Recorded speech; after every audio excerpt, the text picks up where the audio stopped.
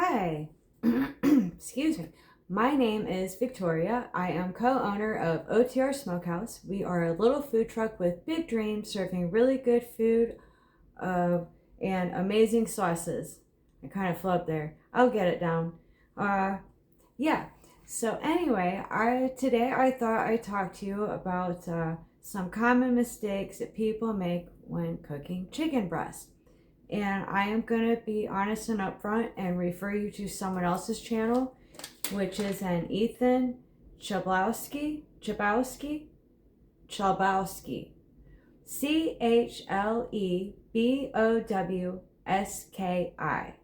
Ethan Chlebowski.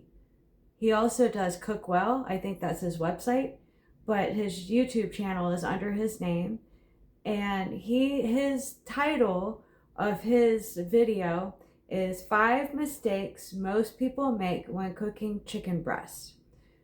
So he gets really technical and he gets into like the science of the things, and he talks about the experiments that he does and stuff like that, and the things that we should try at home to kind of experiment and learn more about food. And I really enjoy his videos, and I learn a lot from his videos. Some of the things I already knew, a lot of things I didn't know, and some of the things I did know he dives deeper into, and I get to learn more about that particular thing.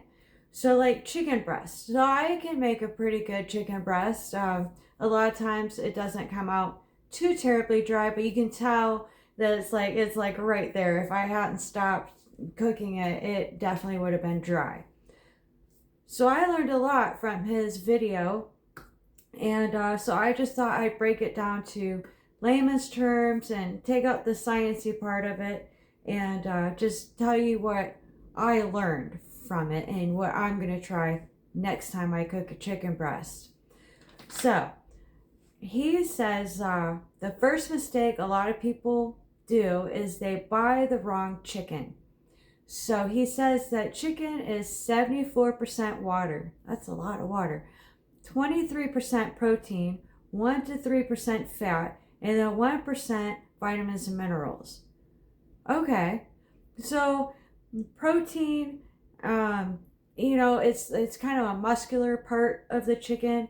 So the larger chicken breasts have more of the fibrous muscle material, and the smaller ones are, a finer fibrous muscle. So it tends to be softer, more pliable than the large chicken breast with the large fibers. They tend to be a little tougher when you touch them. So when you go to the store, feel up your chicken. Yeah, feel up the chicken, and if it's soft and pliable and has a nice even color, that's a good chicken. That you're off to a good start. If it feels, tough, it doesn't really give. It's got like the weird colorings that some of the chicken breasts have. Don't buy that one. Let that one go and find one that's soft and pliable and good color. So that's very good to know, because I think I've bought the wrong chicken breast a few times, and that was part of the issue, right? He gets into more of, some people say it's got a woody flavor when it's not very good and dry. And he gets into the science of how it gets that woody flavor. So smaller breasts are better. You want the smaller ones. Salt properly is the second one. People don't use enough salt. Okay, well, he talks about how chicken breast is like a blank canvas. There's not a lot of flavor to it. That's why you can do so much with it. You can add it to sausage. You can make it into a sandwich. It's very versatile meat. And that makes sense. It's like a blank canvas, and the spices and all the things and how you cook it. It's like, the art that you put on it. So he suggests 1 to 1.5% salt by weight. So his example is 250 gram chicken breast. You would use 2.5 to 3.5 grams of salt, or 3.75. Numbers aren't my strong suit. All right, so 250-gram chicken breast, you would use 2.5 to 3.75 grams of salt. And you want to do it by weight. The weight is important because it depends on what kind of salt you're using. If you're using the kosher salt, you're going to need more. If you're using like the iodized table salt, you'll need a lot less because it's a lot smaller, finer grain. So that's why they do it by weight. Oh, and he gave a bonus material. Yeah, he gave a bonus tip. The bonus tip was to preheat the oven to oven. Listen to me. You can tell I usually bake. Preheat the pan. So the pan that you're going to use to cook your chicken in, make sure it's got a good amount of fat, like oil, and preheat it to 450 degrees. That'll help give it that nice sear that you're looking for. And when the chicken stops sticking to the pan, if you've got the right amount of oil, it'll like release itself when it's got that nice coating of brownness, and then you flip it to give the other side. And that was good to know. And I was not preheating my pan, and I'm sure it wasn't up to 450 degrees. So preheat your pan to 450 degrees and make sure you use enough oil or fat. All right. This third one is use the spices. Okay, yeah, that makes sense because the chicken's kind of bland when you just cook it without anything, which is why you need the salt to bring out the flavor. But use the spices and experiment with the spices. Like he says, you could use a single spice blend. Like typically with a single spice blend, I've known that people just use black pepper and they'll coat that thing real good on both sides and it gets that nice blackened crust. Well, I didn't think of this, but Ethan says that you could use any spice. You could spice it all up with a nice thick coating, a nice layer of cumin, and then cook it up to where it gets that nice crust. So that might be an option. And then you get to know the flavor of that spice a little better too, and in that way of cooking. And that would probably be helpful for his next tip, is you could use a 3-spice blend, such as cumin, smoked paprika, garlic powder. And each time you cook your chicken breast, maybe pick 3 different kinds of seasonings. And then, through experimenting like that, you'll find the ones that you really enjoy or that you like the best. Or you might say, well, I didn't really like the cumin with the smoked paprika and garlic powder, but I like the smoked paprika and garlic powder. Maybe next time I'll try it with some onion powder. So just switch it up. Have fun with it. Make the chicken breast fun, especially if you're able to cook it to where it's not dried out and gross. But if you use a pre-made seasoning package, which is great, or you use a pre-made sauce, just check the label to see the salt content, because if the salt content is high, you won't need to add any salt. If the salt content is low, then okay, I can add a little bit of salt and it won't be overbearing and ruin the food. So when you're using pre-made stuff, check the salt before you add. And then, you might be able to add salt after you're done cooking. Like say you try it and you're like, oh, there's not enough salt. Maybe you can try on a piece, add a little more salt after it's cooked and see how that works.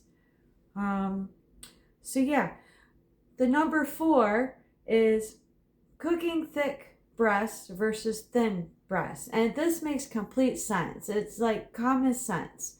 So you've got a thick chicken breast. It's going to take, it can take up to 30 minutes to cook, right? But if you fillet it or turn it into cutlets, your cooking time is going to be cut down in half. So that's a benefit.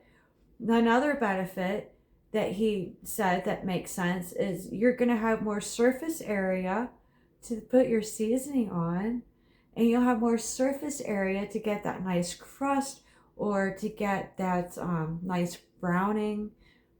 Yeah. And So it's a win-win. You'll save some time, you'll have some more seasoning, flavorful goodness, and it'll yeah, just cooking faster. I'm just stuck on that, I guess. So, filet, make it into cutlets, make it into strips. And it'll cook a lot faster. And then the last one he said is the one that I know, and it is the most important thing, especially for in the food industry, is your time and temp. Your time and temp together makes all the difference in the world. He says he likes to cook his chicken breast up to like 155 and then let it rest. I think I prefer 160 and then let it rest, but again, you experiment and you find that perfect match for you because every stove varies and whatever. So you cook it to a point, but not all the way done. So you cook it to a point and then you let it rest. And what resting does is that the meat continues to cook, just not with the additional heat from the stove, but internally it'll continue to cook during this time, but it'll just cook the parts that need to be cooked. Does that make sense? And it'll also hold on to those juices. Like it'll bind those juices up inside the meat while it's finishing cooking. So that's why you hold it. Have you ever had someone say, oh, don't cut the steak right away. Give it like 5 minutes and then cut it. Because if you cut it right away, all the juices come flowing out like a freaking flood and you got dried out meat. But the letting it rest, it gets the juiciness trapped inside. So when you cut it, it stays inside, and that's where you see the videos where the people are like touching the meat because it's all trapped in there and you can just like see all the juiciness. That's what you want. So time and temp. So you want to give it the proper amount of time to cook. You want to get it to a certain temperature. Then you want to give it time to rest so it can finish cooking to get to the 165 where it's safe. Even 170 for some things, but maybe not the breast. But like the chicken leg quarters that we do, I think sometimes we do them up to 170, but it's got the bones in there, and I think that has a different science thing that happens because of the bones versus the breast, which has no bones and it's just all that muscle fiber. So yeah, so that's it. That's the five mistakes that people make. So just to go through them really quick is buying the wrong chicken. So you want to get the soft, pliable chicken that has good color. You want to salt properly. So let's say you want 1 to 1.5% salt by weight of your chicken breast. The bonus material was you want to preheat the pan to 450 degrees before you put your chicken in. Make sure there's a good amount of oil. All right, and then number 3 was use the spices and don't use just a little bit. Like use more than you think you need. And I'm going to start doing that because I don't add very much. And after watching him use spices, I'm like, yeah, I don't use enough at all. So use the spices, use more. Experiment, have fun with it. Make it fun. Cooking thick versus thin. So fillet it, make it into cutlets. It'll cook faster and you'll get more flavor. And then the time and temp. Cook a little shy, let it rest, and that'll be perfect. And temp it again and make sure it's got to the proper temperature. And then you should be good. And that's it. Easy peasy, right? So I encourage you, if you would like to learn more about the science and more technical and the experiments that he did to learn more about these things, check out Ethan Chlebowski. Ooh, maybe I said it right that time. I don't know. Look at Cook Well. Find him on YouTube and look for the video that's 5 mistakes most people make when cooking chicken breast. And you will learn even more about the ins and outs of why these things work. So anyway, I hope you enjoyed this little, I don't know, foodie Friday. Maybe it could be a fun food fact Friday. But for me, it's Friday. For you, it could be, I don't know what day. So maybe I should just not worry about that. I'm learning, I'm growing, and hopefully I'm getting better at this. So thank you so much for hanging out with me, and I hope you have a great day.